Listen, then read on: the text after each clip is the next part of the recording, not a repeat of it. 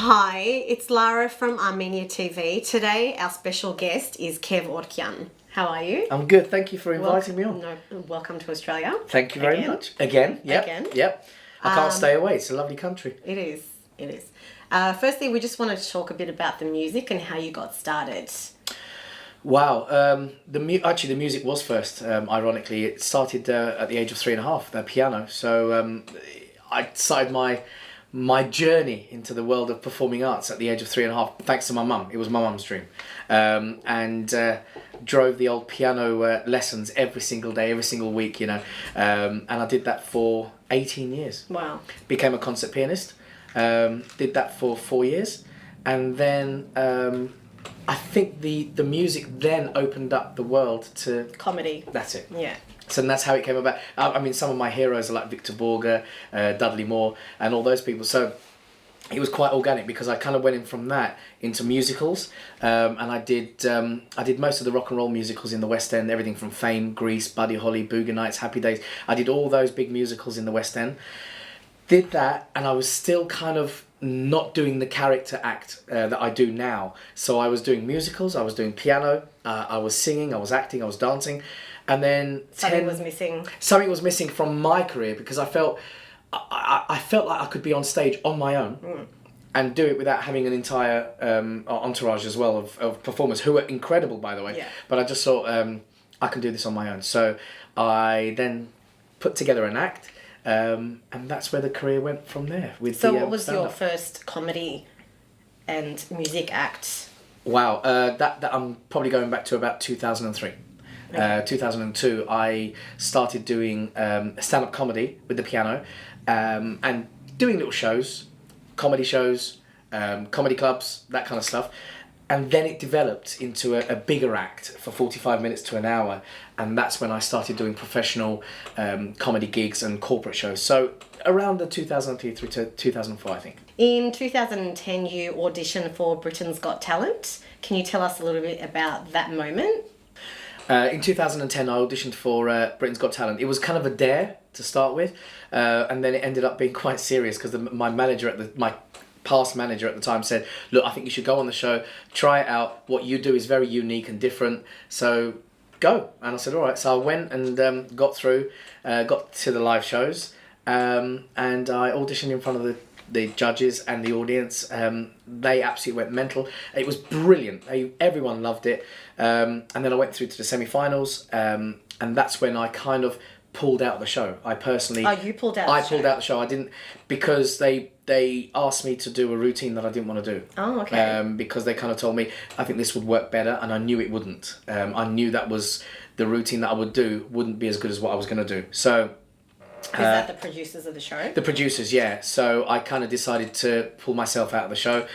Still went on and did the semi-finals, but I ended up getting buzzed by Piers and Simon, which was a good thing. Amanda, I actually knew personally anyway, so so she kept me on right till the end. And then I finished the show, and I finished, with smiling and saying, "Thank God I didn't get through to the finals," because I just didn't want that pressure of knowing what they wanted to do with my career and control it.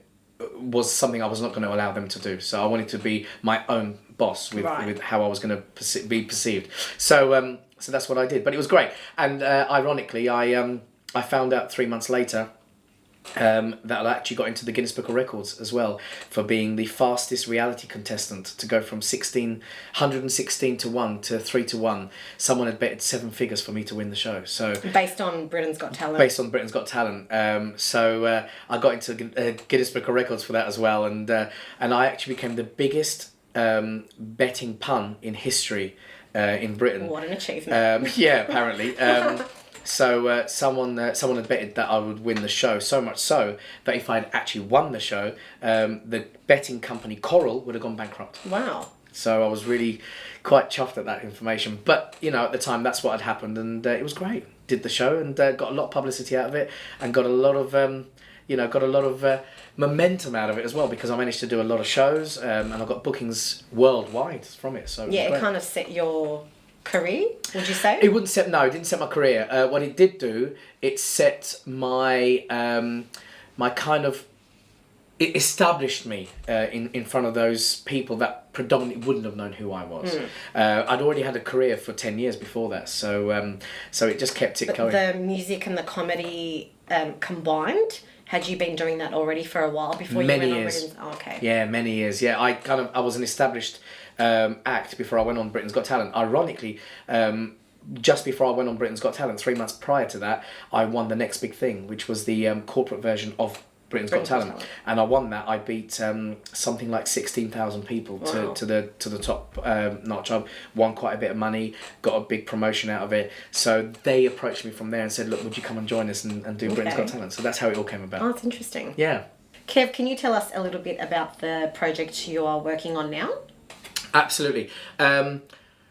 The project I'm working on at the moment is a joint venture. I teamed up with a fantastic guy called Andy Simon, who's from here, from Australia, and also an Armenian. And he approached me. I had an idea of wanting to do something very small with a certain idea for a kind of a documentary film, whatever. But he had this massive idea, and he got in touch with me on social media and said, "Look, I'm really interested in talking to you about a project that I've got." And we spoke. I told him what I wanted to do with the project, and he had this incredible idea of what he wanted to do, and we kind of formed this this project together called Armenia Uncovered. And basically it's everything beautiful, modern, current, the people, everything to do with Armenia now. Rather than what it was, say, 70, 80, 90, even 100 years ago. Although we do touch upon all that side of the project in this new documentary.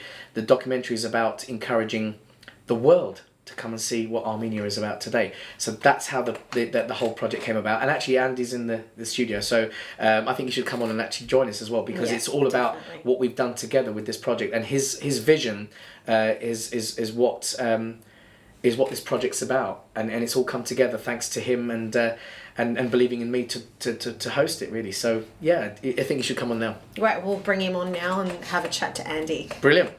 Welcome, Andrew. It's nice to see you again. Thank you. Andy. Glad to be here. So we were talking before with Kev about the project, but would love to hear from you as well, what the project's about, how you came up with it. We're just super excited that we've got to this stage, because it's been over a year in the making. Yeah. From when we first met and made the first lot of videos. But we've now got a backer on board who just is in love with the project. And we're going to Armenia in 5 weeks to start filming. It's crazy. So it's, Which parts of Armenia will you be filming in? Everywhere. Everywhere. We want to go everywhere. Yeah. We're starting in Yerevan, and we're breaking the trip up into 2 parts. So there'll be a northern road trip, which will take us all the way up to the north we're doing a barbecue festival at a town called Aktala, and then we're going all the way down to, hopefully, to get to Stepanakert in the south in Tartev. So it's like a travel, comedy, documentary, history. When people ask me about it, everything. I say it's a celebration of everything that's great about Armenia. That's brilliant. Today and past and present. So, we've got 90 minutes to just jam-pack everything into this documentary. Yeah. And, the idea is we want the world to see what a great country Armenia is. Until I went there 2 years ago, I had absolutely no idea what a great nation it is and what a great homeland we've all got. So this is not just to encourage Armenians in the diaspora to come to Armenia. It's to encourage Australians, Irish, the world, that know nothing about this fantastic little country that we've got. So it's important to get that information out as well, I think, because even now when you speak to people, you go, "Oh, I'm from Armenia." Where's that? Albania. Even now, or Albania. They keep saying Albania. No. Armenia. It's a beautiful country. We're very proud of it.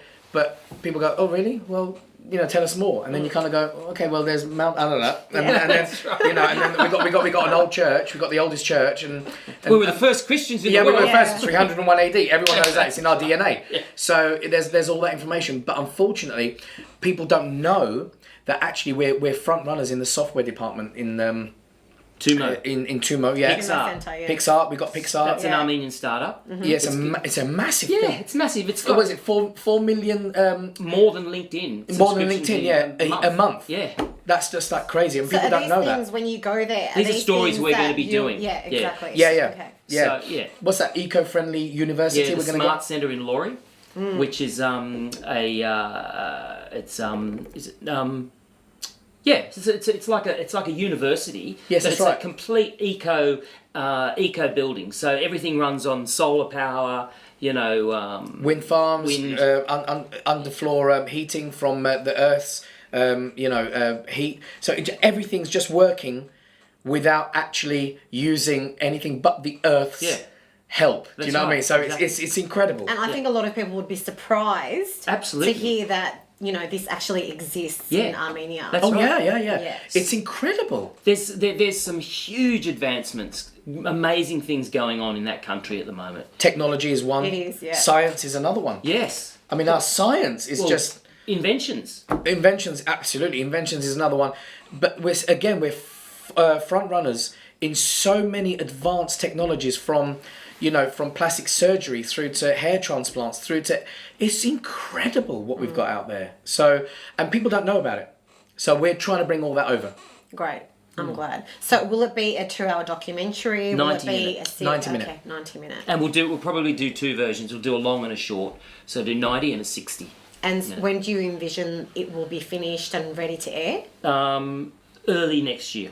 Okay. Hopefully March. Yeah, yeah. We'll get the documentary done. It needs to be perfect for what we want that information to come out for the others to look to see. So if we're happy with it, then we know you will be happy with it. Yes. So that's, for us, is very important. So and the world needs to know what we're about. People get documentaries about America. People get documentaries about England. Particularly our royal documentaries, like the history of the royal family. It's massive in the UK. I mean, everyone's like, oh, we need to watch this, like King Henry VIII and Richard III and this and that. It's incredible.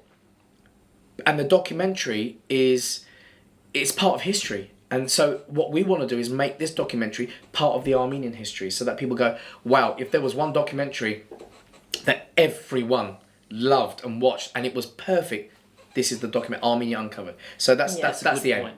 And it's important that it is current. Absolutely, Yeah. yeah. I mean, one of the things when I went to Armenia with my family 2 years ago was, before we made the trip, I wanted to do a bit of research to find out, where can we go out at night, and what's the best nightclub, for instance, in Yerevan, or where can I go and get a great lahmacun or whatever, Again, and about eating. there was nothing. I Always couldn't. we're Armenian. Yeah, exactly. Actually, it's funny you should Funny say you say that, because because we're putting that in the documentary. it's Isn't in it? the document. food? The food. Yeah. He's going to be cooking Oh with my a goodness. really cool chef, Armenian chef called Levon Kaprelian. And this guy is like a really well-known big chef over there, and he's going to be putting him to work in the kitchen. Uh-huh.